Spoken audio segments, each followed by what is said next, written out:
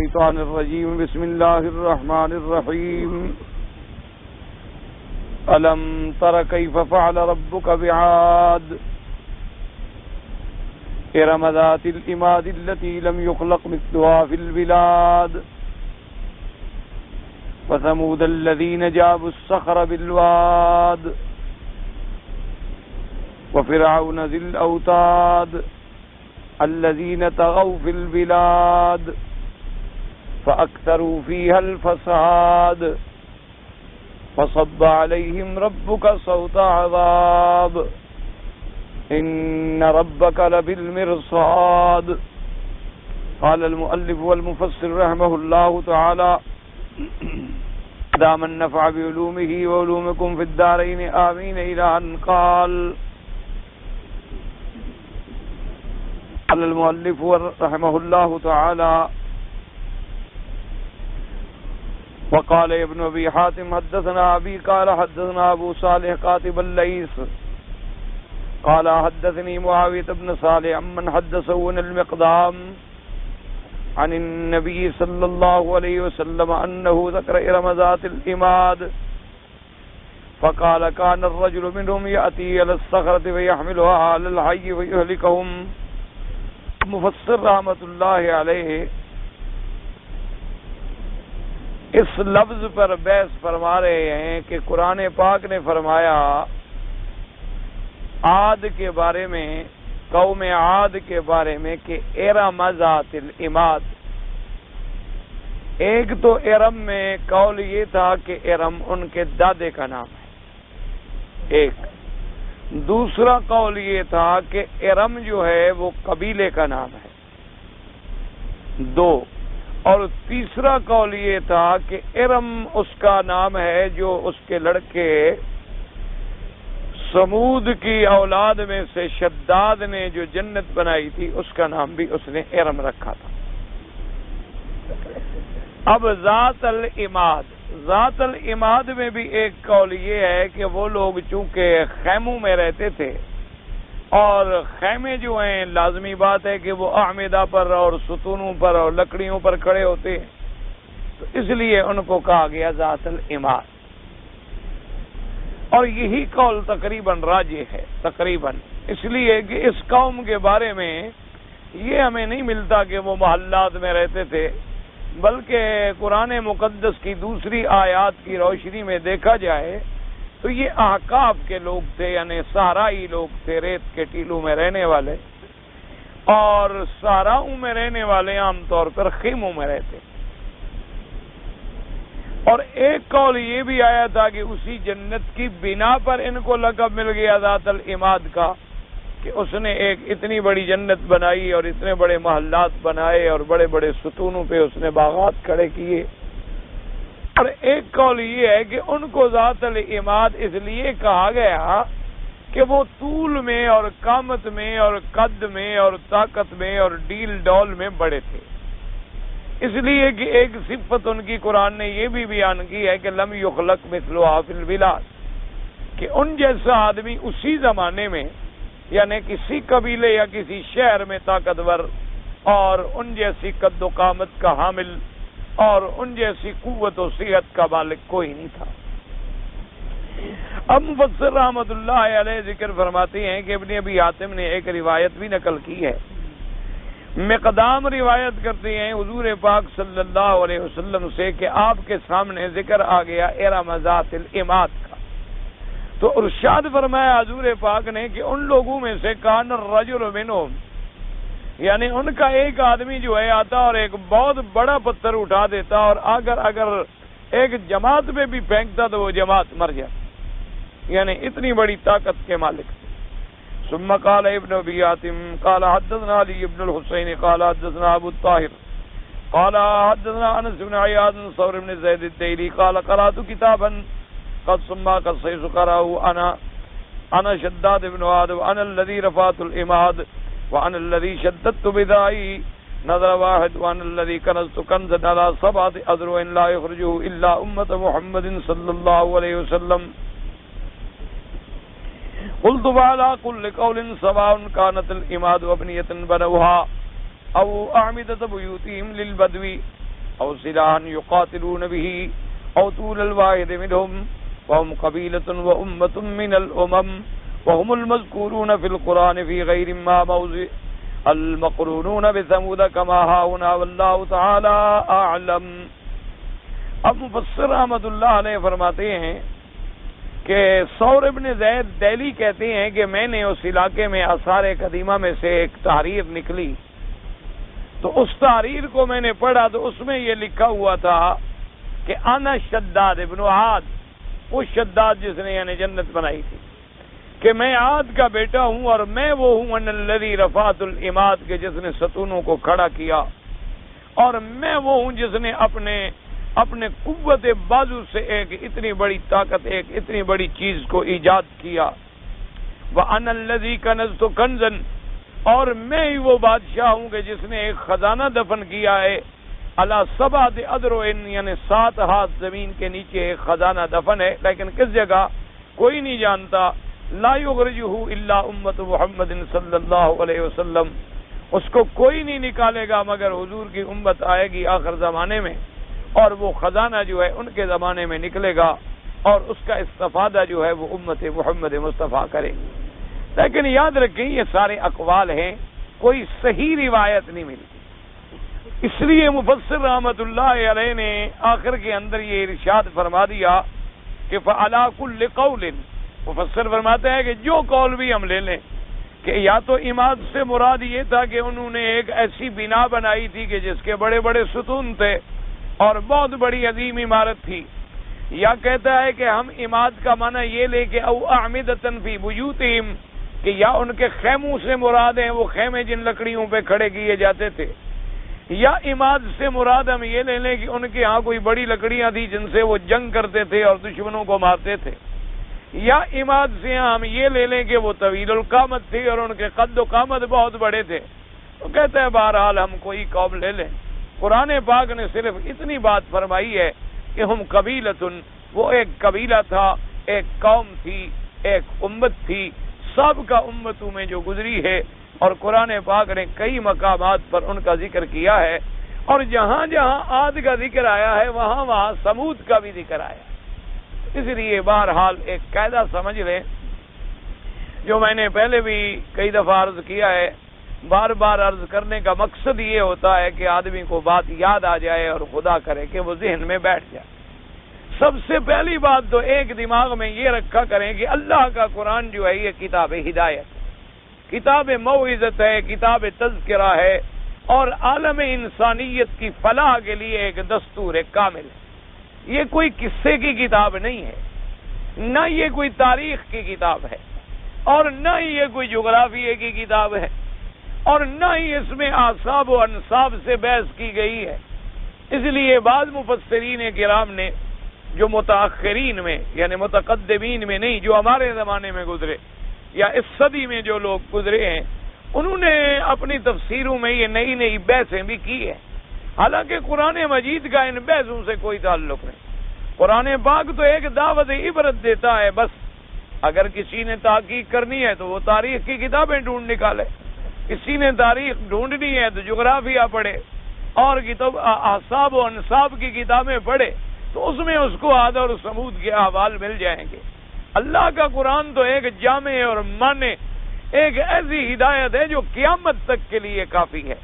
اس لیے وہ تو اشارہ فرما دیتے ہیں کہ ایک قوم عاد گزری ہے اور ایک قوم سمود گزری ہے، اور یہ عرب کے مخاطب جو تھے یہ عاد کو بھی جانتے تھے اور سمود کو بھی جانتے تھے، یہ قوم مدین کو بھی جانتے تھے اور قوم صالح علیہ السلام کو بھی جانتے تھے. جیسے کہ انہوں نے نجاشی حبشے کے بارے میں یعنی یمن، شام، اردن، یہ جتنے ساحلی علاقے ہیں یا مصر، اس لیے قرآن پاک نے ان کا ذکر زیادہ کیا.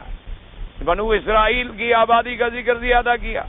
اسی طرح یہود اور نصارہ کا ذکر کیا، کیونکہ حضور کے زمانے میں یہود بھی موجود تھے اور نصرانی بھی موجود تھے.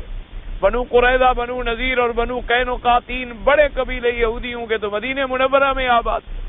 مدینہ منورہ سے باہر چند میلوں پر ان کی آبادی تھی، اور یہ وہ بدبخت قبیلے ہیں جو حضور کے پیدا ہونے سے پہلے یہاں آئے تھے شام کو چھوڑ کر کہ جب حضور پیدا ہوں گے تو ہم ایمان لے آئیں گے. اور اس پیغمبر کا کلمہ پڑھ کر ہم اپنے دشمنوں سے، نصرانیوں سے جنگ لڑیں گے۔ لیکن جب حضور پاک صلی اللہ علیہ وسلم خاتم الانبیاء، حبیب کبریا حضرت محمد مصطفیٰ، اللہ کے کروڑوں صلاۃ و سلام ہوں میرے آقا پر، آپ جب پیدا ہوئے تو آپ حضرت اسحاق کی اولاد میں نہیں پیدا ہوئے، بلکہ حضرت اسماعیل کی اولاد میں پیدا ہوئے۔ حالانکہ حضرت اسماعیل اور حضرت اسحاق دونوں بھائی ہیں اور دونوں اولاد ہیں حضرت یعقوب علیہ السلام کی، لیکن یہ یہودی اتنی متعصب قوم تھی، اتنی نسل پرست قوم تھی کہ انہوں نے کہا کہ انتقلت النبوۃ من بنو اسرائیل الی ولد اسماعیل، کہ اب نبوت جو ہے وہ بنو اسرائیل سے منتقل ہو گئی، اللہ نے اور خاندان میں بھیج دی ہے، لہذا دوسری قوم کا نبی بھی ہم نہیں مانتے۔ اسی لیے دیکھ لیں آج تک کہ یہودیت کا مذہب جو ہے وہ اتنا جامد ہے اور اتنا محدود ہے کہ کوئی آدمی یعنی ان کا اللہ کسی کو نہ بنائے، یعنی اگر کوئی باہر کا یہودی بننا چاہے اس کو بھی وہ قبول نہیں کرتے۔ یعنی ان کا مذہب جو ہے ایک محدود نسل، ایک محدود الاصل اور ایک محدود فیملی تک انہوں نے رکھا ہوا ہے، تو اس لیے انہوں نے حضور پاک سے بغض کر لیا، ورنہ وہ تو حضور کی انتظار میں آئے تھے، اور قرآن نے خود بتلایا ہے کہ حضور کے پیدا ہونے سے پہلے وہ دعائیں مانگتے تھے کہ یا اللہ ہمیں وہ کب زمانہ ملے گا جب وہ اللہ کا آخری نبی پیدا ہوگا اور ہم اس پر ایمان لائیں گے اور ہم اس کے ساتھ مل کر اللہ کے دین کو پھیلائیں گے۔ لیکن جب حضور پاک صلی اللہ علیہ وسلم کی ولادت ہو گئی، آپ کی بعثت ہو گئی، تو سب سے پہلے عداوت میں آنے والے جو تھے وہ یہود، ان کے بڑے بڑے راہب، ان کے بڑے بڑے کاہن، چونکہ یہودیوں میں یہ بہت تھی کہانت، نصرانیوں میں اور یہودیوں میں ان کے راہب ہوتے تھے، منجم ہوتے تھے، یعنی علم نجوم کے بڑے ماہر ہوتے تھے، علم جفر کے بڑے ماہر ہوتے تھے، علم رمل کے بڑے ماہر ہوتے تھے، علم العادات کے بڑے ماہر ہوتے تھے۔ یہ آج بھی جتنے لوگ سیکھے ہوئے ہیں یہ ان کا علم ہے، یہ یہودیوں کا علم ہے، کفار کا علم ہے۔ اسی لیے حضور پاک نے فرمایا کہ ان تمام علوم کا سیکھنا جو ہے وہ کفر اور شرک کے برابر ہے، کہ آدمی اگر سحر سیکھے، جادو سیکھے، نجوم کے علم کو سیکھے یا جفر اور رمل کو سیکھے تو اس میں یہ ہوتا ہے کہ وہ غیب دانی کرتا ہے اور غیب کے بارے میں اپنی باتیں بناتا ہے، اور غیب کا علم جو ہے اللہ کے سوا کسی کو نہیں ہے، اس لیے گویا کہ وہ اللہ کی اس صفت علم غیب کا انکار کرتا ہے اور اس میں وہ نقب زنی کرتا ہے۔ تو بہرحال یہ یہود کے قبائل بھی آباد تھے اور نصارہ جو ہیں یہ نجران میں آباد تھے۔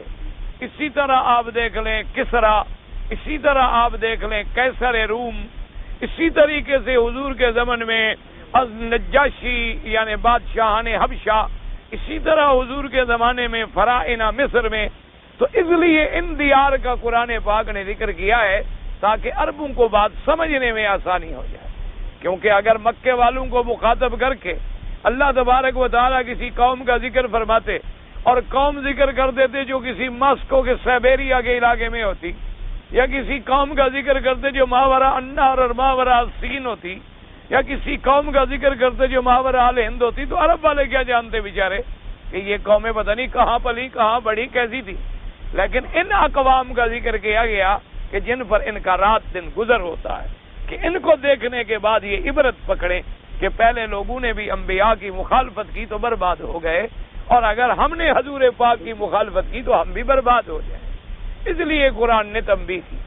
اب بعض علماء نے بڑا اچھا کام کیا ماشاءاللہ، انہوں نے ارض القرآن کے نام سے ایک علیحدہ کتاب لکھ دی کہ جس جس زمین کا قرآن میں ذکر آیا ہے، یا جس جس قبیلے کا قرآن میں ذکر آیا ہے، یا جس جس قوم کا قرآن میں ذکر آیا ہے، اس پر انہوں نے علیحدہ بحث کر دی تاکہ کسی کو دیکھنا ہے تو اس کتاب کو اٹھا کے پڑھ لے۔ لیکن اللہ کے قرآن میں ایسی چیزوں کو داخل کرنا جو ہے وہ بہتر نہیں ہوتا، اس لیے کہ آنے والی نسلیں جو ہیں وہ ان کو بھی تفسیر قرآن سمجھ لیتی ہے، وہ سمجھتی ہے کہ شاید یہ بھی تفسیر کا ایک حصہ ہے۔ اس لیے پہلے متقدمین علماء جو تھے وہ اتنی محتاط تھے کہ اللہ کے قرآن میں وہی تفسیر بیان ہوتی تھی جو صرف حضور پاک صلی اللہ علیہ وسلم سے ثابت تھی۔ اور اس لیے جب ہم اپنے عقل کو استعمال کریں گے، حالانکہ قاعدہ یہ ہے کہ عقل کو قرآن کے تابع ہونا چاہیے، نہ کہ قرآن کو ہمارے عقل کے تابع ہونا چاہیے۔ آج جو غلطی ہو رہی ہے وہ یہی ہو رہی ہے کہ ہر آدمی جو پڑھا لکھا ہے ہمارا ماشاءاللہ، جس کو اللہ نے کوئی تھوڑی بہت تعلیم عطا فرما دی ہے، تو وہ سمجھتا ہے کہ جی ہمارے پاس عقل ہے۔ عجیب بات ہے، ایک بات ہمارے عقل میں نہیں آ رہی، ہمارا عقل نہیں مانتا کہ سود کے بغیر بھی معاشرہ چل سکتا ہے، ہمارا عقل نہیں مانتا کہ جناب شراب کیسے حرام ہو سکتی ہے، ہمارا عقل نہیں مانتا کہ خنزیر حرام ہو سکتا ہے، عقل نہیں مانتی، لہذا ہم نہیں مانتے۔ اللہ کا قرآن اگر ہوگا، اللہ کا دین ہوگا، ضروری بات ہے کہ وہ عقل کے مطابق ہوگا، یہ تو کبھی نہیں ہو سکتا کہ وہ عقل کے خلاف ہو۔ یہ ایک بڑا شیطان نے وسوسہ ڈالا ہے لوگوں کے دماغ میں۔ دعا کریں اللہ انہیں بھی اور اللہ ہمیں بھی ہدایت عطا فرمائے۔ پہلی بات یاد رکھو یہ ہے کہ اگر ہم عقل کو حکم مان لیں ایک منٹ کے لیے، چلو مثال کے طور پر ہم نے مان لیا کہ جو بات عقل میں آئے گی وہ تو ہے ٹھیک، اور جو بات عقل میں نہ آئے وہ غلط ہے، لیکن عقل کس کا؟ مکے والوں کا، مدینے والوں کا، جدے والوں کا، طائف والوں کا، یورپ والوں کا، عرب والوں کا، عجم کس کا عقل؟ تو اب جتنی عقل زیادہ اتنی آرا بھی، نتیجہ تو کوئی نہ نکلا، وہی نتیجہ نکلا کہ لڑتے رہو اور مرتے رہو۔ ایک کا عقل کچھ کہتا رہے اور ایک کا عقل کچھ کہتا رہے، ایک کے عقل میں کوئی بات آئے اور دوسرے کے عقل میں کوئی بات آ جائے۔ ایک دوسری بات یہ یاد رکھیں کہ اللہ نے جتنی ہمیں قوا دیے ہیں، حواس خمسہ، یہ ان سب کا جو سردار ہے وہ عقل ہے۔ یعنی اللہ نے ہمیں سونگھنے کی قوت دی ہے کہ ہم سونگھنے کے بعد فیصلہ کرتے ہیں کہ بدبو ہے یا خوشبو ہے۔ اللہ نے ہمیں چکھنے کی قوت دی ہے کہ کھٹا ہے یا میٹھا ہے۔ اللہ تبارک و تعالی نے ہمیں چھو کے فیصلے کرنے کی طاقت دی ہے کہ گرم ہے یا ٹھنڈا ہے۔ اسی طریقے سے اللہ نے ہمیں دیکھنے کی صلاحیت دی ہے، اللہ نے ہمیں سننے کی قوت دی ہے، لیکن ان سب کی اعلیٰ قوت جو ہے وہ دماغ ہے، وہ عقل ہے۔ لیکن ہمیشہ یاد رکھیں یہ قاعدہ ہوتا ہے کہ ہر نور ایک نور کا محتاج ہوتا ہے۔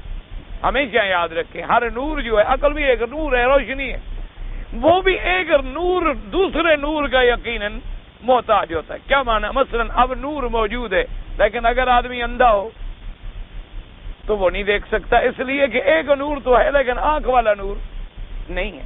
اچھا اگر ہماری آنکھ والا نور موجود ہو اور اندھیرا ہو تو پھر بھی ہم نہیں دیکھ سکتے۔ یہ کامیاب نور کب ہوگا کہ یہ نور بھی ہو اور ظاہری نور بھی ہو، ہر نور ایک نور کا محتاج ہے۔ تو اب ایک سیدھی بات ہے، اس لیے آپ دیکھیں کہ قرآن نے ہر جگہ فرمایا وَأَنزَلْنَا إِلَيْكَ نُورًا مُبِينًا، محمد مصطفیٰ ہم نے آپ کی طرف کھلا ہوا روشن نور بھیجا ہے، اور فرمایا وَاتَّبِعُوا النُّورَ الَّذِي أُنزِلَ مَعَهُ، اللہ نے اپنے بندوں کو حکم دیا کہ میرے مدنی کے ساتھ جو نور ہم نے بھیجا اس کی اتباع کرو۔ کیا معنی ہے؟ یعنی جو قرآن ہم نے بھیجا، اللہ نے قرآن کو نور فرمایا، نورا مبینہ، انزلنا الیک نورا مبینہ واتبعوا النور الذی انزل معه۔ اللہ نے فرمایا ایمان بھی نور ہے، اللہ ولی الذین آمنوا یخرجهم من الظلمات الی النور۔ اسی طرح فرمایا من یرد اللہ ان یهدیہ یشرح صدرہ للاسلام فهو علی نور من ربہ۔ ہم جس کا سینہ اسلام کے لیے کھول دیتے ہیں وہ اللہ کی طرف سے ایک نور میں آ جاتا ہے۔ اور اسی طرح نورہم یسعی بین ایدیہم و بایمانہم، اور اسی طرح فرمایا کہ قیامت میں مومن کہیں گے ربنا اتمم لنا نورنا، یا الہ العالمین ہمارے اس نور کو کامل اور مکمل فرما۔ یہی وجہ تھی کہ میرے آقا نے آمنہ کے لال سرکار مدینہ صلی اللہ علیہ وسلم نے فرمایا اللہم اجعل فی سمعی نورا وفی بصری نورا، اللہ میرے کانوں میں بھی نور پیدا فرما، میری آنکھوں میں بھی نور پیدا فرما، ان یمینی نورا وان شمالی نورا، میرے دائیں بھی نور پیدا فرما، میرے بائیں بھی نور پیدا فرما، میرے آگے بھی نور پیدا فرما، میرے پیچھے بھی نور پیدا فرما۔ تو وجہ کیا تھی کہ ہر نور ایک نور کا محتاج ہے۔ جب عقل والا نور ایمان کے نور کی روشنی میں آ جائے گا اب سیدھے فیصلے کرے گا۔ اگر عقل کا نور ہو اور ایمان والا نور نہ ہو تو لازمی بات ہے کہ ہم بھٹکتے مر جائیں گے، ہم الجھتے چلے جائیں گے، اور ہر جگہ ہمیں قرآن میں اور احادیث رسول میں کبھی یہ بات سمجھ نہیں آئے گی، کبھی وہ بات سمجھ نہیں آئے گی، کبھی وہ بات سمجھ نہیں آئے گی۔ جیسے معتزلہ کے فرقے برباد اور تباہ ہو گئے.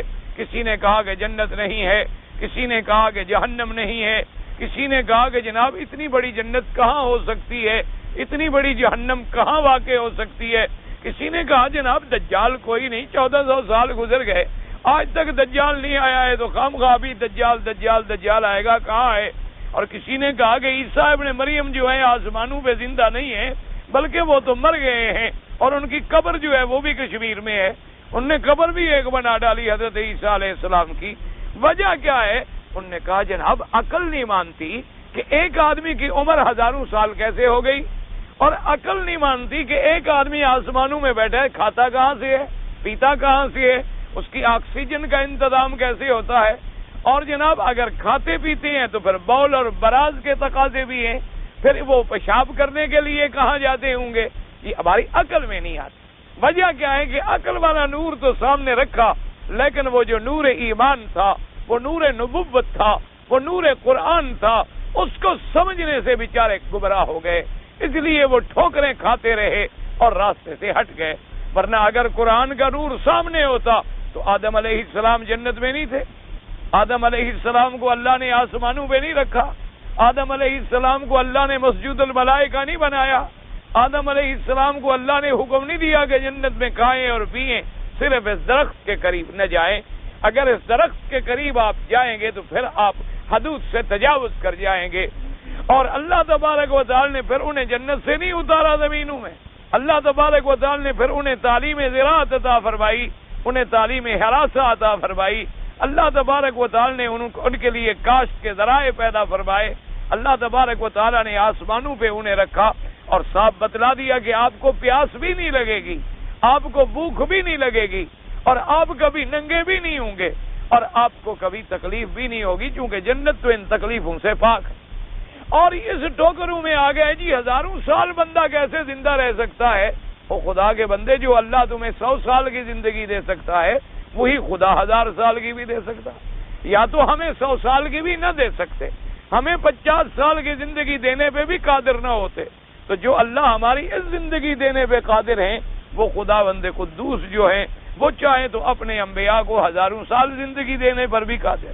بلکہ صحیح احادیث مبارک میں موجود ہے کہ میرے آقا آمنہ کے لال حضرت محمد مصطفیٰ حبیب کبریا صلی اللہ علیہ وعلا آلہ واصحابہ وسلم تسلیما کثیرا کثیرا، آپ اسی مکہ مکرمہ سے باب السلام سے جب آپ ایک دفعہ تشریف لے جا رہے تھے باہر، اور ایک صحابی آپ کے ساتھ تھا، آپ نے دور سے دیکھا اور آپ نے فرمایا ھذہ مشیۃ الجن. آپ نے اپنے صحابی سے فرمایا کہ وہ جو دور سے ایک آدمی چلتا ہوا آ رہا ہے معلوم ہوتا ہے کہ یہ جن ہے، کیونکہ اس کے چلنے کا انداز جو ہے وہ جنوں والا ہے. تھوڑی دیر گزری کہ وہ آدمی قریب آ گیا اور اس نے آ کر حضور کو سلام عرض کیا. آپ نے فرمایا من انت، کون ہو تم؟ اس نے کہا حضور میں جن ہوں، میں جن ہوں. آپ نے فرمایا کیسے آئے ہو؟ اس نے کہا حضور میں نے حضرت موسیٰ علیہ السلام سے تورات سنی ہے. اب اس کی عمر کا اندازہ لگائیں، موسیٰ علیہ السلام کی اور عیسیٰ علیہ السلام کے درمیان میں ماشاءاللہ ہزاروں سال کا فاصلہ، اور عیسیٰ علیہ السلام اور حضور کے درمیان 600 سال کا فاصلہ. لیکن اس جن نے کہا کہ حضور میں نے حضرت موسیٰ علیہ السلام سے تورات سنی ہے اور میں نے ان کی زیارت کی ہے، اور میں آپ کی خدمت میں حاضر ہوا ہوں کہ اللہ کا قرآن آپ سے سنوں، آپ کے ہاتھ پر اسلام لے آؤں. حضور صلی اللہ علیہ وسلم نے اسے قرآن سنایا. اسی طرح اگر قرآن کی روشنی اور نور قرآن سامنے ہوتا تو قرآن میں موجود ہے کہ میرے آقا وادی نخلا، جو مکہ اور طائف کے درمیان ایک جگہ ہے، جس جگہ کا نام ہے وادی نخلا، یعنی وہاں کھجوریں کچھ زیادہ تھی اس لیے اس وادی کا نام بھی وادی نخلا ہو گیا. وہاں اللہ کے پاک پیغمبر نماز پڑھ رہے ہیں اور جنوں کی ایک جماعت گزرتی ہے، اور جب انہوں نے آ کر قرآن سنا تو کیا کہا؟ قالوا یا قومنا انا سمعنا کتابا انزل من بعد موسیٰ یہدی الی الحق و الی طریق مستقیم. انہوں نے قرآن سن کے اپنی قوم کو جا کے دعوت دی کہ اے ہماری قوم، آج ہم نے ایک ایسی کتاب سنی ہے، ایک ایسا کلام سنا ہے جو موسیٰ علیہ السلام سے سنا تھا یا آپ سے سنا ہے، حضرت موسیٰ کے بعد ہم نے کسی سے نہیں سنا. تو اب اتنی عمر ان کی طویل تھی. اگر نور ایمان ہمارا موجود ہوتا تو جبریل علیہ السلام کی عمر کتنی ہے؟ اسرافیل علیہ السلام کی عمر کتنی ہے؟ اللہ کے ملائکہ کی عمر کتنی ہے کہ سب سے پہلے اللہ نے انہیں پیدا فرمایا اور سب سے آخر میں موت آئے گی جبریل کو، یعنی تمام فرشتے زندہ رہیں گے، لیکن جب فرشتوں میں موت آئے گی، صحیح حدیث مبارک میں آتا ہے اللہ فرمائیں گے کہ جبرائیل اب کتنے ملائکہ باقی ہیں؟ تو جبرائیل عرض کریں گے مولا انت عالم، آپ تو جانتے ہیں، یہ آپ کا کرم ہے کہ آپ پھر بھی مجھ سے پوچھ رہے ہیں، تو ہم تو اب 4 ہی فرشتے باقی رہ گئے ہیں، یعنی جبرائیل، میکائیل، اسرافیل اور اسرائیل، جس کو ہم کہتے ہیں نا اسرائیل، اصل نام اس کا اسرائیل ہے۔ تو اصل وجہ کیا ہے کہ لکھنے میں بعض لوگوں نے جب تلفظ کی غلطی کی تو وہ اسرائیل سے اسرائیل بن گیا، تو الف کے بجائے عین لگا دی گئی اور سین کے بجائے زا لگا دی گئی، جیسے کہ بعض انگریزی میں اور عربی کے لفظ تلفظ لکھنے میں اور ادائیگی میں فرق آ جاتا ہے۔ تو اس لیے انہوں نے کہا اللہ میاں اب ہم تو 4 فرشتے رہ گئے۔ اللہ فرمائیں گے جبرائیل اب ہم آپ کو حکم دیتی ہیں کہ ان 3 کا روح قبض کر لو، تاکہ اللہ اپنی قدرت کا اظہار فرمائیں گے کہ کوئی جاہل یہ نہ کہے کہ موت دینا جو ہے صرف اسرائیل کا کام ہے، بلکہ یہ سمجھے کہ اللہ کی مرضی ہے، اللہ جس سے کام لے لے، جس فرشتے سے ڈیوٹی لے لیں، جس فرشتے کو جو چاہیں حکم دے دیں گے۔ اب جبریل علیہ السلام ان کا روح قبض کریں گے، اللہ فرمائیں گے کم بقی حل بقی احد فقال یا رب الا عبدک، اور کوئی باقی نہیں رہا مگر تیرا ایک بندہ جبرائیل باقی ہے۔ اللہ فرمائیں گے مت، تم بھی مر جاؤ، کیونکہ میرا فیصلہ ہے کل من علیہا فان ویبقى وجہ ربک ذو الجلال والاکرام۔ تو اب جناب ہزاروں سال تک اگر جبریل زندہ رہ سکتے ہیں، اور اللہ نے دنیا میں بھی دکھلا دیا کہ اصحاب کہف کو اللہ نے 309 سال ایک غار میں سلا دیا اور سوتے رہے، یہ بھی نہیں ان پہ موت آ گئی، نیند آ گئی، موت نہیں آئی، نیند آ گئی۔ اس لیے قرآن کہتا ہے فَضَرَبْنَا عَلَىٰ آذَانِهِمْ، ہم نے ان کے کانوں کو بند کر دیا کہ کوئی آواز نہ سنے، جب کوئی آواز نہیں سنیں گے رات آئے گی تو نیند آ جائے گی۔ یہ کنایا تھا کہ اتنی گہری نیند ہم نے سلا دیا کہ ان کو کوئی آواز تک بھی سنائی نہ دے۔ اور 309 سال کی مدت کے بعد جب اللہ نے چاہا اور ان کو جگا دیا، اب آپس میں بیٹھے ہوئے پوچھ رہے ہیں کہ بھائی کتنا سو گئے؟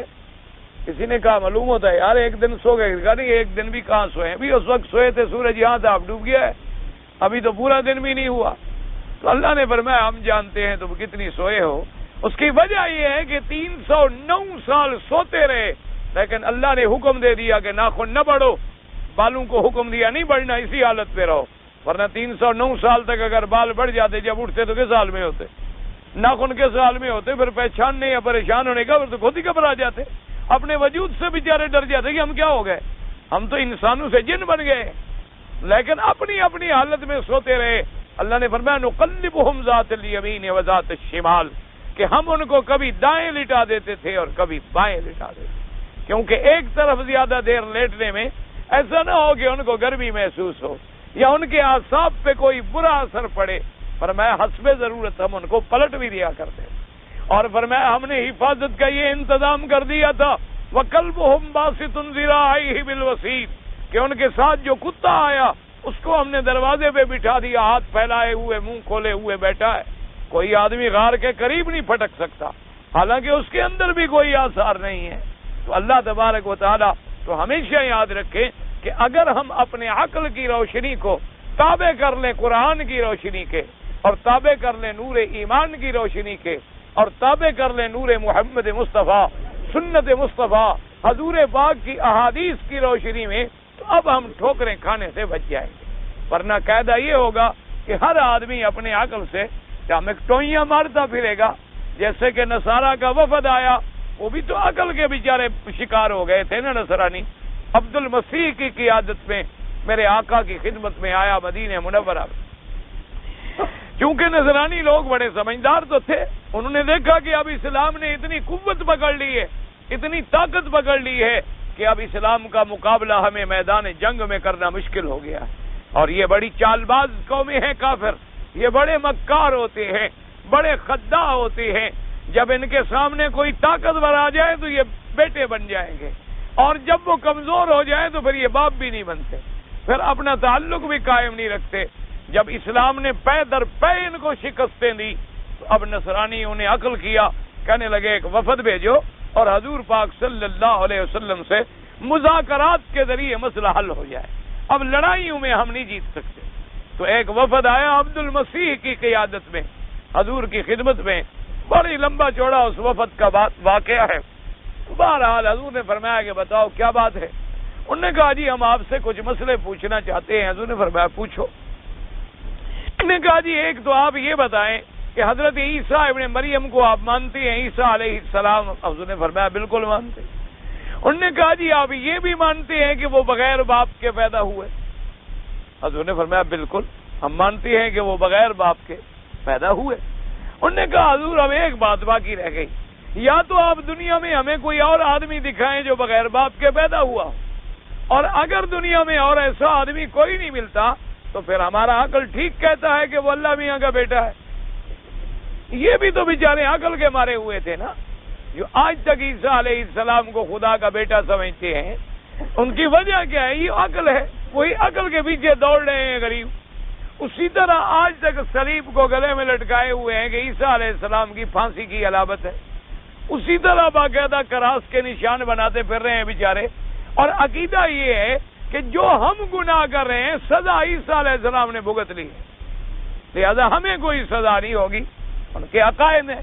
اور اگر کوئی جرم ہو جائے تو ہفتے کے بعد آ کر اعتراف کر لیں پادری کے سامنے, وہ آپ کا جرم معاف کر دے. جیسے اتفاق سے پچھلے سال کی تقریباً بات ہے, آدمی نام میں نہیں لیتا, ان کا نام لینے میں بلا وجہ کسی کی غیبت ہو جاتی. قاعدہ یہ ہوتا ہے کہ آدمی بات کرے لیکن کسی کو نامزد نہ کرے, کیونکہ نام سے پھر ذاتیات آ جاتی. خیر بہرحال میرے بڑے دوست ہیں, مہربان ہیں, ان سے بات ہوئی تو انہوں نے ایک آدمی کی تعریف کی. کہنے لگے کہ وہ فلاں آدمی آپ بھی جانتے ہیں. میں نے کہا جان کر کہ بہت بڑا ماشاءاللہ لائب قانون دان ہے اور قانون کے بہت بڑے عہدے پہ فائز ہے. کہنے لگے بقی صاحب اس کی ایک بڑی خوبی ہے, مجھے جو اس کی بات پسند آئی ہے نا, وہ اس کی بہت بڑی خوبی ہے کہ وہ شراب تو پیتا ہے لیکن کہتا ہے کہ میں پیتا ہوں. نہیں, اس کی خوبی ہے. میں نے کہا حضرت یہ اگر آپ نصرانیوں سے علم پڑھے ہیں پھر تو واقعی خوبی ہے کہ پادری کے سامنے اعتراف کر لیا اور جرم معاف ہو گیا. اگر آپ حضور پاک محمد مصطفیٰ کو مانتے ہیں تو پھر تو شراب کا اقرار کرنا جو ہے حد کے قابل ہے کہ حد لگائی جائے ایسے ظالم آدمی کو کہ پیتا بھی ہے اور مانتا بھی ہے, بات ختم ہو گئی. اسلام تو پھر یہ بات کہتا ہے کہ اگر ایک آدمی نے شراب کی حرمت کا پینے کا خود اقرار کر لیا ہے, واجب الحد ہے کہ اس کو قاضی حد لگائے. اور آپ اتنے بڑے عہدے پہ فائز ہو کر اس کی تعریف فرما رہے ہیں کہ وہ بہت اچھا آدمی ہے. یعنی اگر کوئی زنا کرے اور مان لے کے میں کرتا ہوں تو اچھا ہوا. اگر ایک آدمی شراب پی اور کہہ دے کہ جی بہرحال ٹھیک ہے میں پیتا ہوں, لہٰذا یہ بڑی اچھی بات ہے کہ جی مانتا ہے. یہ وہی اصل میں نصرانیوں کا فلسفہ ہے. اور ہمارے جدید تعلیم یافتہ لوگ جو ہیں ان کی ابتدائی تعلیم چونکہ مشنری سکولوں میں ہوتی ہے, وہ آہستہ آہستہ ایک سلو پوائزن ان کے دماغوں میں بھر دیتے ہیں. وہ چاہے جو کچھ بھی بن جائے لیکن وہ باتیں دماغ سے نہیں نکلتی. اللہ تبارک و تعالیٰ ان پر بھی اور ہم پر بھی رحم فرمائے. اللہ انہیں بھی ہدایت کا راستہ دکھلا دے اور اللہ ہمیں بھی ہدایت کا راستہ دکھلا دے کہ بھئی ایک گناہ اور گناہ کو مان لینا, بات ختم ہو گئی. اس کے بعد تو کسی گواہوں کی بھی ضرورت نہیں, اس کے بعد تو کسی اس بات کی بھی ضرورت نہیں ہے, اس کے بعد تو پھر کسی تحقیق کی بھی ضرورت نہیں ہے. ایک آدمی معترف ہے اپنے کبیرہ گناہ کا, اور گناہ بھی وہ گناہ جسے ام الخبائث کہا گیا, یعنی جسے خباثتوں کی جڑ کہا گیا, جسے برائیوں کی ماں کہا گیا, اور جس کی تحریم اللہ کے قرآن میں آ گئی اور نص قطعی میں آ گئی. اللہ تبارک و تعالیٰ بہرحال تو وہ جناب کہنے لگے جی عقل کا تقاضا یہ ہے کہ آپ ہمیں بتلائیں کہ دنیا میں کوئی اور آدمی ہے جس کا باپ نہ ہو. اللہ نے فوراً قرآن نازل فرمایا اپنے پاک پیغمبر پہ. اللہ نے فرمایا میرے بدنی آپ ان کو بتلائیں کہ ان مثل عیسیٰ عند اللہ کا مثل آدم. اللہ نے فرمایا ذرا ان بدبختوں کو کہیں کہ اگر عقل کا تقاضا یہ ہے کہ جس کا باپ نہ ہو وہ خدا کا بیٹا بن جائے, تو جس کا باپ بھی نہ ہو ماں نہ ہو وہ تو خود خدا بن جائے. کیونکہ صرف باپ نہ ہونے سے آدمی اگر خدا کا بیٹا کہلا سکتا ہے تو آدم علیہ السلام کا تو نہ باپ ہے نہ ماں ہے، تو لہذا اس کو خدا کہو اور پھر اس کو اسی کا بیٹا مانو، خدا کا بیٹا کیوں مانتے ہو؟ ان مثل عیسیٰ عند اللہ کمثل آدم خلقہ من تراب ثم قال له کن فیکون۔ اللہ تبارک و تعالی نے فرمایا کہ ابھی عیسیٰ علیہ السلام کی مثال ایسی ہے جیسے آدم، اللہ نے آدم کو بھی تو مٹی سے پیدا فرما دیا، یہ تو اس کا کمال قدرت ہے کہ آدم کو مٹی سے پیدا فرمایا، بی بی حوا کو آدم کی بائیں پسلی سے پیدا فرمایا، اور زندہ آدم سوئے ہوئے ہیں اور پسلی سے ایک مخلوق نکل آئی۔ جب آپ کی آنکھ کھلی تو بی بی حوا ساتھ بیٹھی ہیں، آدم حیران ہو گیا یہ کون ہے؟ اللہ نے فرمایا آدم یہ آپ کی بیوی ہے، اور بیوی کو پیدا بھی ان کی پسلی سے کیا گیا۔ اللہ تبارک و تعالیٰ کا نظام ہے۔ اللہ تبارک و تعالیٰ نے یہ دکھلا دیا کہ ہم چاہیں تو بغیر ماں اور باپ کے آدم کو پیدا کر سکتے ہیں، ہم چاہیں تو بغیر عورت کے مرد سے بی بی حوا کو پیدا کر سکتے ہیں، ہم چاہیں تو بی بی مریم عورت ہے، عورت سے بغیر مرد کے عیسیٰ کو پیدا کر سکتے ہیں، اور ہم چاہیں تو مرد اور عورت سے آئندہ مخلوق کو پیدا فرما دیں۔ تو یہ تو ہمارے کمال قدرت کا مظاہرہ ہے۔ تو اگر ان کا عقل بھی قرآن و سنت کی روشنی کے تابع ہو جاتا تو وہ کبھی گمراہ نہ ہوتے، کبھی ٹھوکریں نہ کھاتے، اور کبھی کہرے مذلت میں نہ گر جاتے کہ اتنی پڑھی لکھی قوم، اتنی یعنی بام عروج و ترقی پہ پہنچنے والی قوم آج بھی سولی کو نشان بنائے ہوئے پوج رہی ہو، آج بھی صلیب کی پجاری بن چکی ہو، اور آج بھی ایک اللہ کے بندے کو خدا کا بیٹا کہہ رہی ہو۔ اس سے بڑی عقل کی اور یعنی عقل کی انتہائی ذلت کیا ہو سکتی ہے؟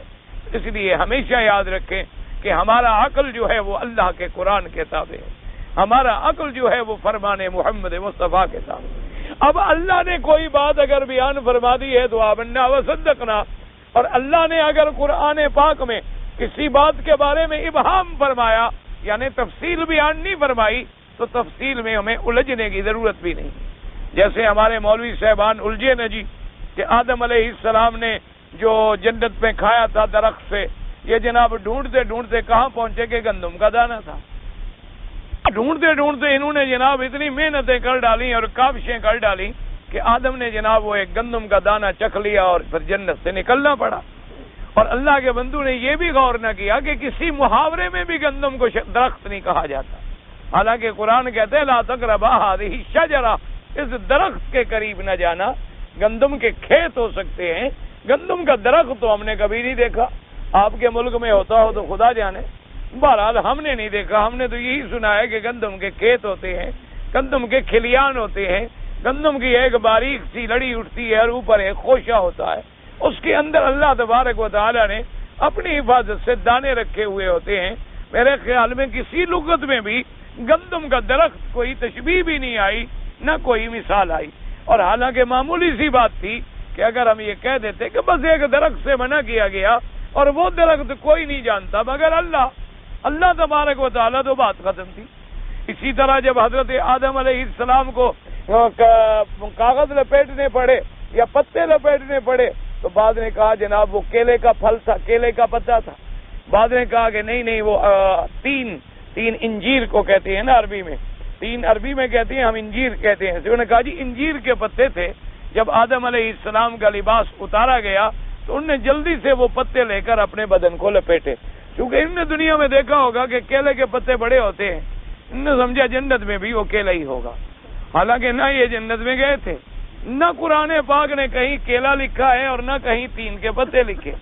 یہ بس اپنی اپنی باتیں ہیں، جیسی اللہ معاف کرے۔ ایک اور صوفی صاحب بزرگ گزرے ہیں، انہوں نے کتاب میں ایک اور کمال کر دیا۔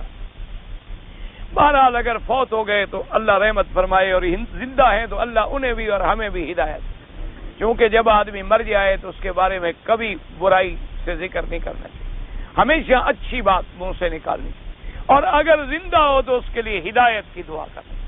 انہوں نے جناب کتاب میں ایک عجیب بات لکھ ماری۔ ایک آدمی نے ان سے سوال کیا، کسی مرید نے، کہ حضرت یہ پیران پیر تو اس لیے کہتے ہیں کہ پیروں کے پیر ہیں آپ، اور ان کو دستگیر کیوں کہتے ہیں؟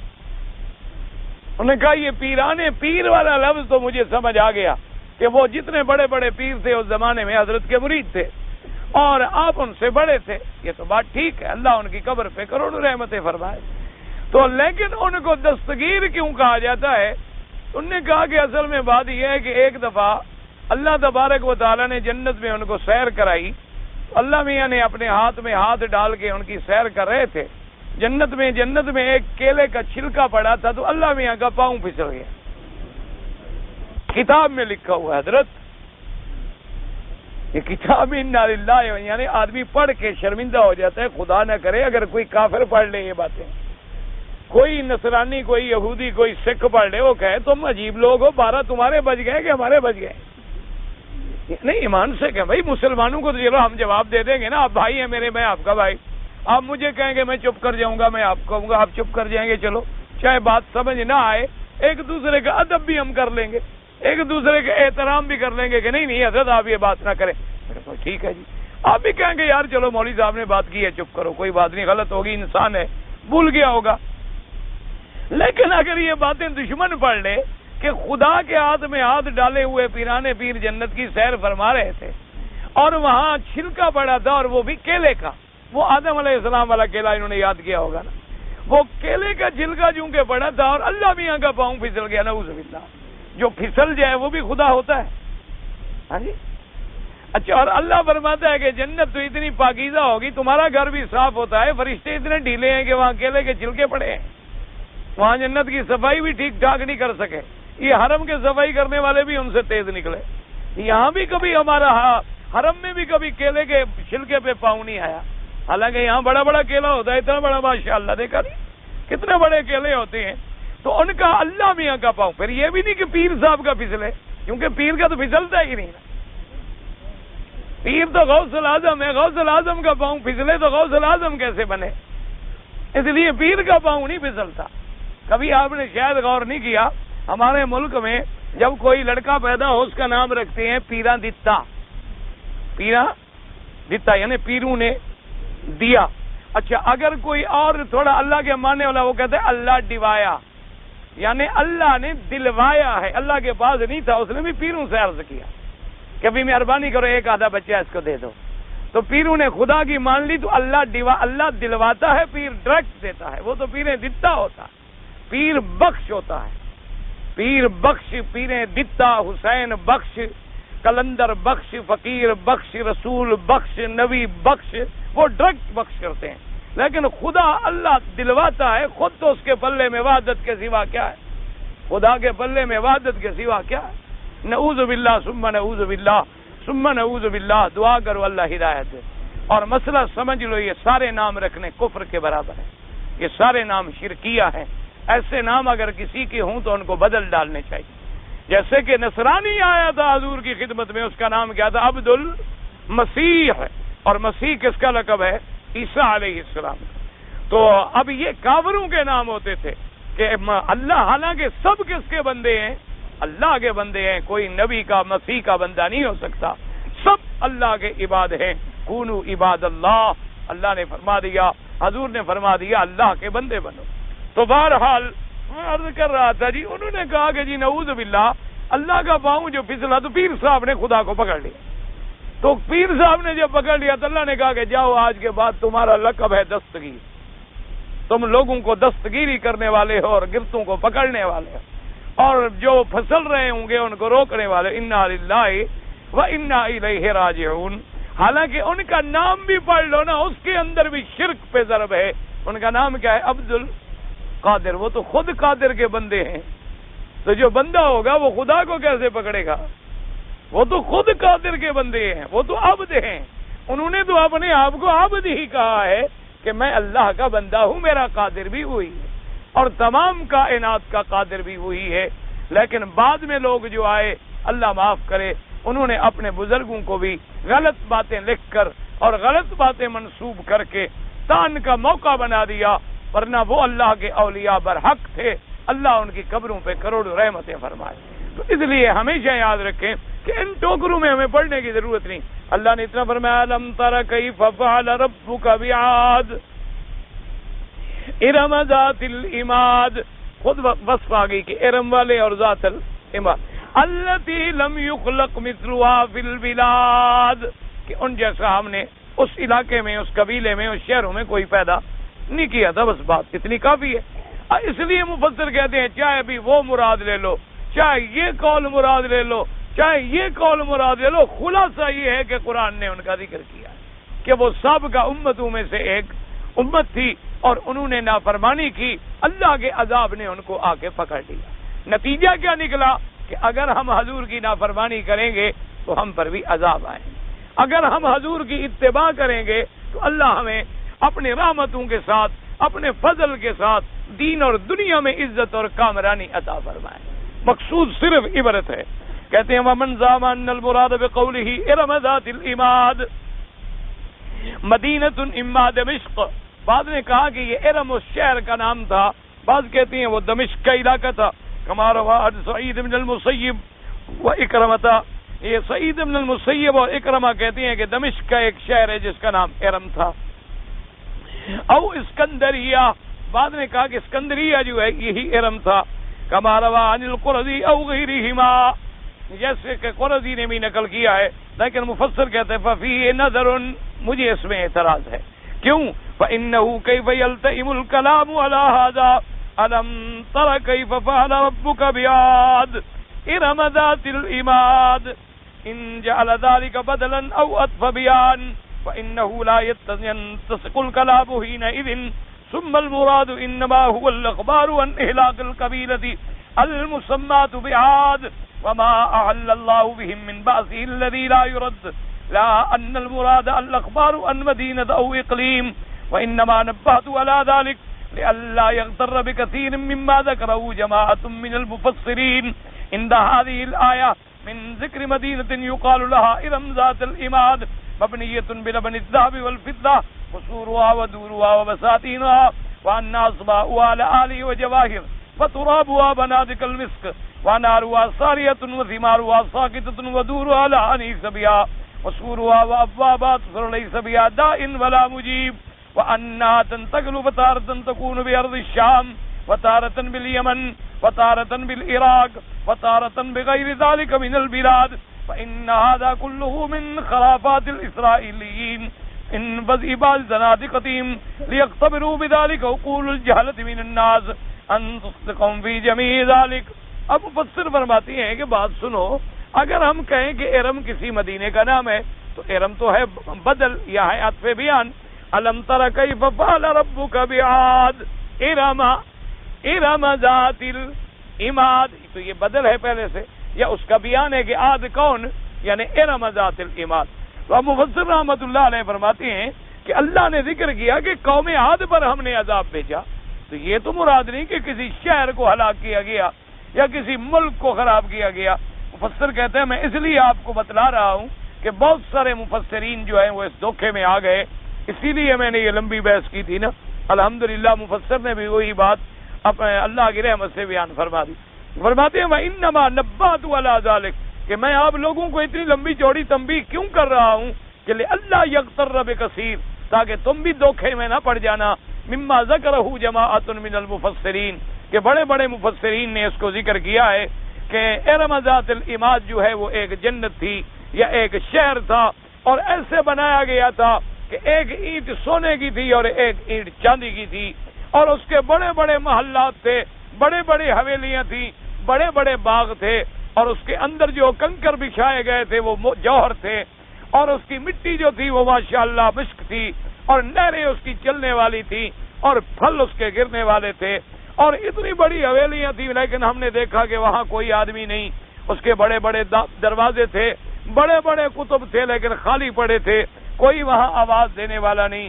اور یہ ایسا شہر تھا کہ کبھی تو یہ چلا جاتا تھا شام میں، اور کبھی چلا جاتا تھا یمن میں، کبھی چلا جاتا تھا عراق میں، کبھی چلا جاتا تھا بغیر ذالک من البلاد. مفسر فرماتا ہے ھذا کلہ من خرافات الاسرائیلیین. انہوں نے کہا یہ ایسی باتیں جن لوگوں نے لکھی ہیں یہ سب ان یہودیوں کا جھوٹ ہے، جو یہودی لوگوں نے قصے گھڑے تھے. اور قدرتی بات ہے کہ جھوٹی قصہ سناؤ نا لوگوں کو لذت بڑی آتی ہے، کیونکہ جھوٹ میں بڑا لذت ہوتی ہے نا. حق بات تو کوڑی ہوتی، حق بات تو کڑوی ہوگی. الحق مر، عربوں کا ایک محاورہ ہے نا، حق جو ہے کڑوا ہوتا ہے چاہے موتی کا بنا ہوا کیوں نہ ہو. لیکن جب آپ جھوٹ سنائیں گے تو لوگ بڑی توجہ سے سنتے ہیں. اسی وجہ سے تو ہمارے آدھے لوگوں کے عقیدے برباد ہو گئے کہ لوگوں نے ایسے ایسے قصے گھڑے ہیں اور ایسی ایسی کہانیاں سنائی ہیں ماشاء اللہ کہ جن کا وجود بھی کوئی نہیں ہے، حقیقت بھی کوئی نہیں ہے دنیا کے اندر. تو مفسر کہتا ہے یہ سب کچھ ان کے خرافات ہیں. من وضع الزنادقہ، ان زندگیوں نے یہ جھوٹے قصے بنائے تھے تاکہ جاہل لوگوں کو دھوکہ دے سکیں اور جاہل لوگوں کے عقول کو ان الجھنوں میں الجھا سکیں. دعا کریں اللہ پاک ہمیں بھی آپ کو بھی ایسی غلط روایات سے محفوظ رکھیں اور اللہ تمام مسلمانوں کو پھر توفیق بخشیں کہ ہم تابع ہو جائیں حضرت محمد مصطفیٰ صلی اللہ علیہ وعلی آلہ وصحبہ وسلم.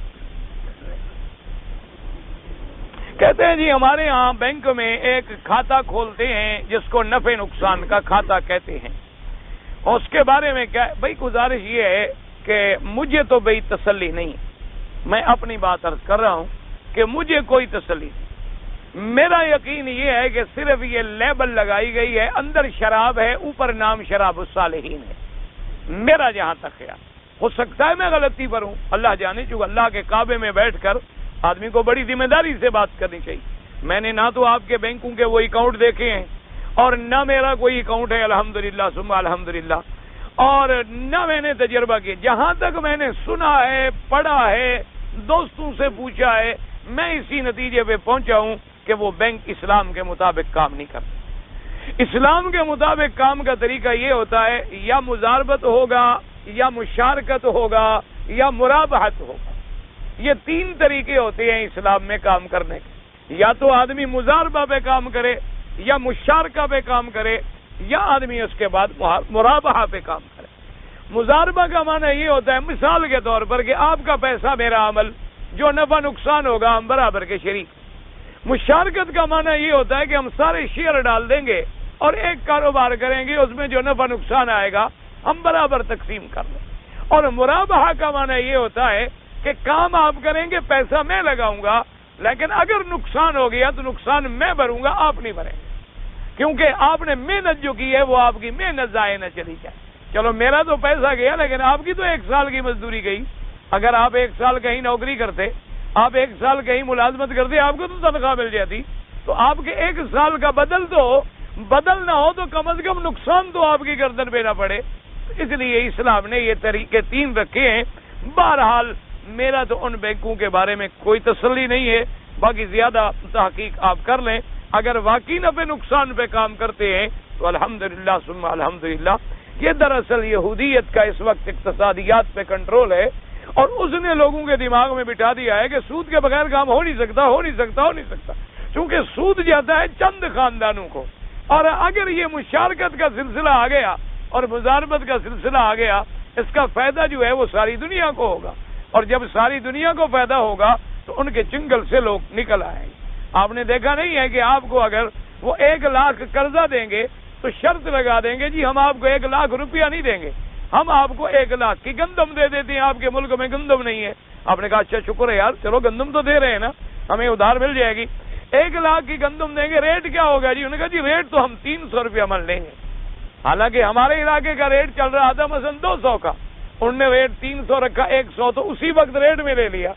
دوسرا کہا کہ جناب جہاز ہمارا پہنچائے گا، ہمارا کرایہ بنتا تھا 5 روپے من، نے کہا ہم تو 10 روپے من لیں گے. 5 روپے اس طرح ہم سے وصول کر لیا. اور اس کے بعد جناب یہ بھی کہہ دیا کہ اس کا سود جو ہے آپ جب ادا کریں گے تو اتنی % ہوگا، یعنی 1 لاکھ دیں گے اور 10 لاکھ واپس لیں. اللہ تبارک و تعالی ہمیں اور تمام مسلمانوں کو سمجھنے کی توفیق دے. لیکن اس کا حل یہ ہے کہ اب علماء صرف باتیں نہ کرتے رہیں بلکہ متبادل نظام بنا کے دنیا کو دے. اور الحمدللہ کافی بن چکا ہے اور کافی مرتب ہو چکا ہے. مجلس فقہ الاسلامی کا ابھی بھی سیمینار ہوا تھا، انہوں نے بھی پوری بینکنگ اسلامی طرز پر مکمل رپورٹ الحمدللہ دے دی ہے. اور اب تو اللہ کی رحمت سے دشمن بھی مان رہے ہیں کہ اگر ہم اسلامک بینکنگ اختیار کر لیں تو اس میں اتنا مفاد ہے، اس کے اندر اتنے فوائد ہیں، اتنی اللہ کی رحمتیں ہیں کہ آپ تصور بھی نہیں کر سکیں. تو بہرحال جو موجودہ کھاتے ہیں، میری تسلی نہیں ہے، اپنی تسلی کر لیں آپ. بہونی بھی اسمائے، اور جو چیزیں سامنے تھیں ان کی طرف اشارہ کیا گیا. آدمی جب 2 رکعت نماز پڑھے اور 2 رکعتیں بچ جائیں تو پھر جب کھڑا ہو فاتحہ بھی پڑھے، سورت بھی پڑھے، ہنڈی کے ذریعے مسلمان ملک کو نقصان ہو تو پیسے نہ بھیجا کریں۔ امام صاحب رکوع میں شروع کیا، میں بھی رکوع میں شروع کیا، پتہ نہیں سمجھ نہیں آیا۔ بہرحال اگر آپ رکوع میں مل گئے امام کے ساتھ اور اتنی دیر رکوع میں آپ کو گزر گئی کہ سبحان ربی العظیم کہہ سکیں تو آپ کی رکعت ہو گئی۔ آتے ہیں جی ابو داؤد میں حدیث ہے کہ ما من عبد مسلم یسلم علیہ الا رد اللہ علیہ روحی حتی ارد علیہ السلام، تو یہ حدیث صحیح، بالکل صحیح۔ حضور نے فرمایا جو سلام پڑھتا ہے اللہ تبارک و تعالی مجھے روح مبارک رد فرماتے ہیں اور میں جواب لوٹاتا ہوں۔ ابی داؤد نے لکھا ہے، اور یہاں کے مفتی صاحب نے جو ہمارے سب سے بڑے مفتی ہیں ماشاءاللہ، انہوں نے بھی اپنی کتاب جو حج کی لکھی ہے اس میں اس حدیث مبارک کو نقل فرمایا ہے۔ اور یہاں کے لوگ آپ کو پتا ہے کہ توحید میں کتنے سخت ہیں، وہ بغیر تحقیق کے نہیں نقل کرتے۔ انہوں نے بھی الحمدللہ تسلیم کیا کہ یہ حدیث مبارک جو ہے صحیح ہے۔ اب اللہ حضور کے روح مبارک کو کیسے لوٹاتے، یہ وہی بات آ گئی کہ ہم اللہ پہ چھوڑ دیں، بس اس بحث میں بھی نہ پڑیں۔ جی امام شافعی فرماتے ہیں کہ میں امام ابو حنیفہ کی قبر سے تبرک پکڑتا تھا، تو امام شافعی ہی کہتے ہیں، قرآن حدیث تو نہیں کہتا۔ اور امام شافعی نے کہا ہے، پتہ نہیں کتاب میں جو حوالہ ہے وہ صحیح بھی ہے یا غلط ہے۔ پہلے آپ یہ بھی دیکھیں کہ انی لا تبرک بقبر ابی حنیفہ کل یوم، کہ ہر روز میں آ کے امام ابو حنیفہ کی قبر سے برکت حاصل کرتا تھا۔ امام شافعی رہتے تھے مصر میں، اور امام ابو حنیفہ کہاں دفن ہے؟ بغداد میں۔ روز آ بھی سکتے ہیں، مجھے پہنچا کر دکھا دیں آپ۔ کوئی ہوائی جہاز تھے اس زمانے میں؟ بالکل ایسے لوگ ہیں، بعد میں روایات لکھ جاتے ہیں، ایسی روایت دیکھو اصولی سی بات ہے۔ حضور نے منع فرما دیا کہ نہ قبر کی طرف نماز پڑھو، بلکہ آپ نے فرمایا لعن اللہ الیہود والنصارى اتخذوا قبور انبیائہم مساجدا۔ حضور نے فرمایا اللہ یہود و نصارہ پہ لعنت کرے کہ انہوں نے اپنے انبیاء کی قبروں کو سجدہ گاہ بنا دیا۔ تو لہذا نہ قبر پہ سجدہ جائز، نہ قبر کی طرف سجدہ جائز، نہ قبر سے امداد جائز، نہ استعانت جائز۔ یہ صرف اللہ کی ذات سے ہے اور کسی سے نہیں ہے۔ اگر یاد رکھو یہ بات ہوتی جائز تو سب سے پہلے ابو بکر و عمر عثمان و علی رضوان اللہ علیہم اجمعین، ان کو زیادہ عشق تھا حضرت محمد مصطفیٰ، اہل بیت رسول کو زیادہ عشق تھا، بی بی فاطمہ کو زیادہ محبت تھی، حسن حسین کو زیادہ محبت تھی، لیکن ان پر مصیبتوں کے پہاڑ ٹوٹ پڑے، لیکن حضور کی قبر مبارک سے کبھی امداد نہیں پکڑی۔ حتیٰ کہ آپ بچوں کے ساتھ شہید ہو گئے کرب و بلا میں، 10,000 صحابہ جنگ جمل میں شہید ہو گئے، اور لیکن کسی نے آ کر ایسی بات نہیں کی جس بات سے اللہ کے نبی نے منع فرما دیا ہو۔ تو یہ عقیدے کی باتیں یوں نہیں ثابت ہوتی کہ فلاں نے لکھا ہے یا فلاں نے لکھا ہے۔ عقیدہ تب ثابت ہوتا ہے جب اللہ کا قرآن ہو یا فرمان محمد مصطفیٰ صلی اللہ علیہ وسلم۔ نماز میں اگر میں آنکھوں کو بند کر لوں تو مجھے زیادہ سکون ملتا ہے۔ ویسے بہرحال نماز میں آنکھیں بند نہ کریں، یہ حکم نہیں ہے، نماز میں آنکھیں کھلی رکھیں۔ سکون جو ہے وہ تو قلب کے ساتھ تعلق رکھتا ہے، جب آپ نماز میں دل لگائیں گے تو خود بخود سکون ملے گا، ورنہ تو ہر اندھے کو زیادہ سکون ملتا، جتنے اندھے نہیں دیکھ سکتے ان کو زیادہ سکون ملتا۔ اور اگر صرف تیری رائے پہ چلنا شروع کر دیں تو پھر اتباع شریعت تو نہ رہی، کیونکہ تمہیں سکون ملتا ہے، کل تمہیں سکون ملے نماز نہ پڑھنے میں تو چھوڑ دو گے۔ اس لیے آنکھیں کھلی رکھو، بلا وجہ بند نہ کرو، خیر مہر ہے، ایسے کھڑے کھڑے پیر نہ بنو۔ آج کا رواج ہے نا، گھر نماز ہی نہیں پڑھتے، ایمان اللہ پاک رحمت کرے، مریدوں میں آئیں گے نہ دیا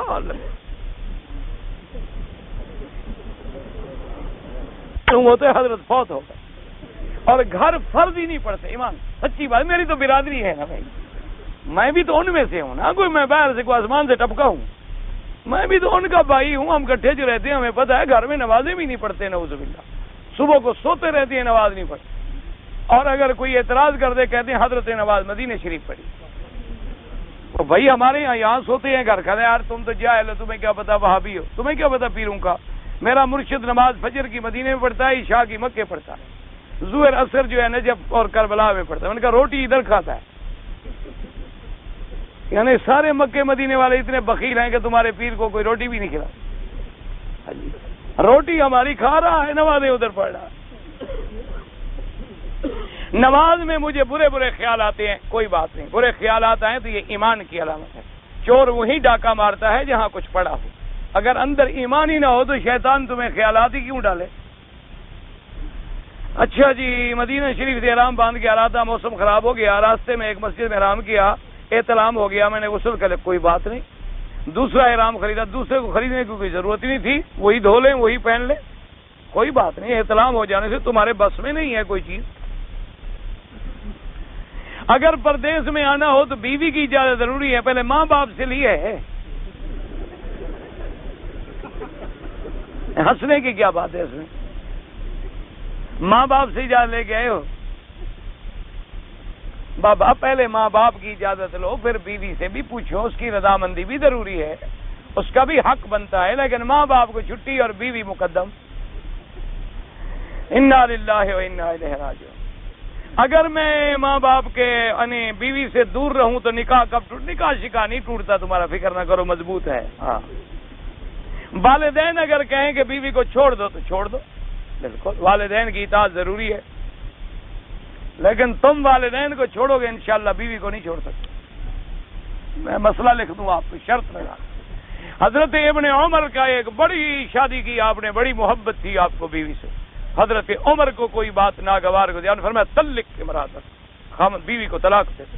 حضرت ابن عمر اسی وقت طلاق دے۔ ایک دفعہ حضرت عمر گزرے تھے، ایک مسجد کے کونے میں حضرت بیٹھے رو رہے تھے، آپ کے بیٹے حضرت ابن عمر۔ انہوں نے کسی لوگوں سے پوچھا کیوں روتا ہے؟ انہوں نے کہا جی بیوی سے محبت تھی، آپ نے طلاق دلا دی، بیچارہ بیوی کو رو رہا ہے اور کیوں روتا ہے؟ آپ نے فرمایا اچھا اس کو اجازت دے دو، دوبارہ نکاح کر دو۔ حضرت ابراہیم علیہ السلام جب آئے اپنے بیٹے اسماعیل کو ملنے کے لیے تو ان کی بیوی سے پوچھا کہ تمہارا گزر بسر کیسی ہے؟ انہوں نے کہا بڑی مشکل میں ہے، کوئی کھانا نہیں ملتا، بس پانی پیتے ہیں یا کوئی شکار وکار کھا لیتے ہیں۔ انہوں نے فرمایا اچھا جب آ جائیں اسماعیل، ان کو کہنا کہ ایک بزرگ آئے تھے، وہ تمہیں سلام دے رہے تھے اور کہہ رہے تھے غیر عتبۃ بابک، کہ اپنے دروازے کی چوکٹ کو بدل ڈالو۔ حضرت اسماعیل آئے اور انہوں نے کہا وہ تو میرا ابا تھا ابراہیم علیہ السلام۔ انہوں نے کیا کہا؟ انہوں نے کہا غیر عتبۃ بابک، کہ دروازے کی چوکٹ کو، انہوں نے کہا تم کو طلاق ہے، ابھی نکل جاؤ میرے گھر، میرے والد کا حکم ہے۔ یہ فرما بردار بیٹے کرتے ہیں، تیرے میرے جیسے بیٹے نہیں کرتے۔ تیرے میرے جیسے بیٹے یہ کرتے ہیں کہ بیوی کہتی ہے باپ کو گھر سے نکالو، ماں کو گھر سے نکالو، اس نے کیا کہاں کر رکھی ہے گھر میں، اور انشاءاللہ بیگم کے جوتے اٹھاؤ گے اور ماں باپ کو گھر سے نکالو گے۔ یہ اللہ کا عذاب ہے، یہ اللہ کا عذاب ہے۔ اللہ فرماتا ہے جب تم والدین کی عزت نہیں کرو گے، میں تمہیں لوگوں کی چھوکریوں کے دروازوں پہ ذلیل کروا دوں گا کہ وہ تمہارے آگے چلیں گی، تم پیچھے چلو گے، وہ چپل پھینک دیں گی، تم یتیم شوہر بن کے جوتے اٹھاؤ گے۔ یہ اللہ کی طرف سے عذاب ہوتا۔ لوگ اس کو سمجھتے ایٹیکیٹ ہے کہ لیڈیز از فرسٹ، پتہ نہیں جہنم والے دن بھی یہی کہیں گے۔ اگر کسی آدمی پر عمرے کا دم واجب ہو جائے، خود کھائے نہ کھائے، خود نہ کھائے غریبوں کو دے دے، رمضان میں ڈیوٹی کی وجہ سے نماز تراویح نہ کر سکے، بعد میں جتنی اللہ توفیق دے پڑھ لے، رات کو اکیلے میں پڑھ لے، مجبور ہے، ڈیوٹی ہے جی۔ یہاں جناب اجنبی شادی کی اجازت نہیں ہے تو یہاں کیسے شادی کی